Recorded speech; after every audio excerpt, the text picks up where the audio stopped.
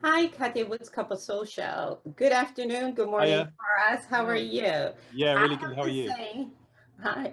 Good, I'm great. I have to say, I really like seeing your characters more this season and us getting to know a little bit more who you guys are in terms of like, as people and as personalities. And let's start with you, Luke Thompson.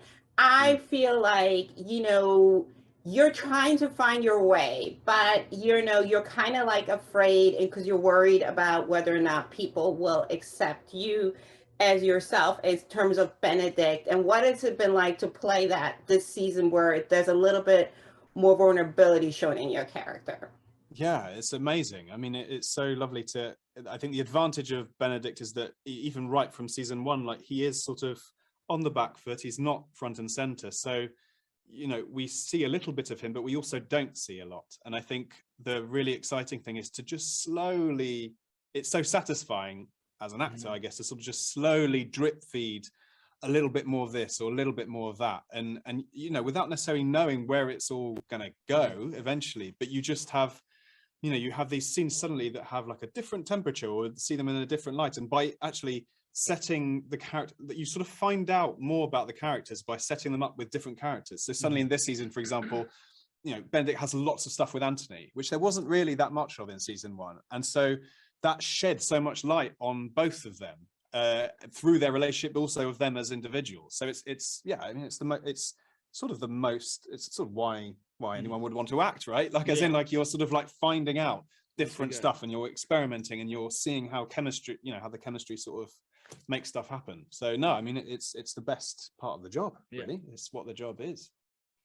I have to say for you, Luke Newton, Colin so frustrates me sometimes because I am like, Penelope.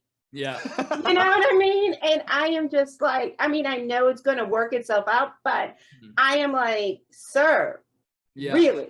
We cannot be this intellectually smart. And it seems to be a running thing with the Bridgerton brothers where they're really good in a lot of things, but boy, are they clueless when it comes to matters of the heart. Talk about what that's like, because, I know that like real you is like, really?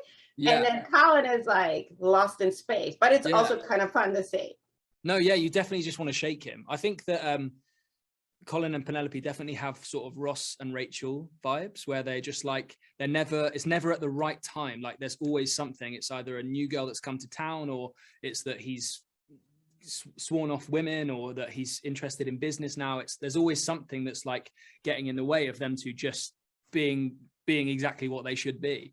No, yeah, it was really fun. It was really fun to sort of explore that. And I'm sorry, I've forgotten what the question. I've actually just blanked. That's all right. Talking about your blindness, like, is it not being able to see? Yeah, so how apt that I've just forgotten and just like actually forgotten, like Colin would.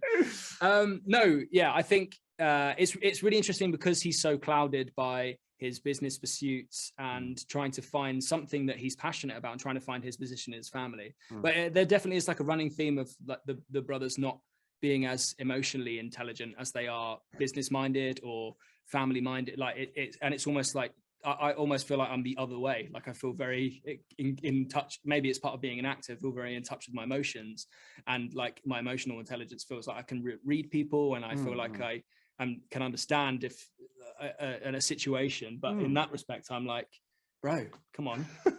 but also I do think that, like, it's not necessarily to do with intelligence, in the sense that how many people do we know, including ourselves, that are sort of like blindness is a thing, as in, how many people you want to shake and be like, can't you see this thing that is obvious to everyone else? And I think that's just like life, right? Whatever you can't see, everyone else can see, and that's part of it. Part of the difficulty is trying to find that sight in yourself, even though everyone else can see what you can't see. And I think, if in terms of just like, as an audience member of watching the show, there's more of a payoff in that respect. Like, if in season one they'd met and their story was on a bit of the back burner, but they met and they got together and they got married and had children, that was it, done. It's way less interesting. It's really nice to watch these relationships and them go back and forth. And, maybe in the future, there's going to be a time when Penelope, when Colin is sort of chasing after Penelope and it's kind of roles are reversed. It'll be interesting to see where the story goes in terms of that.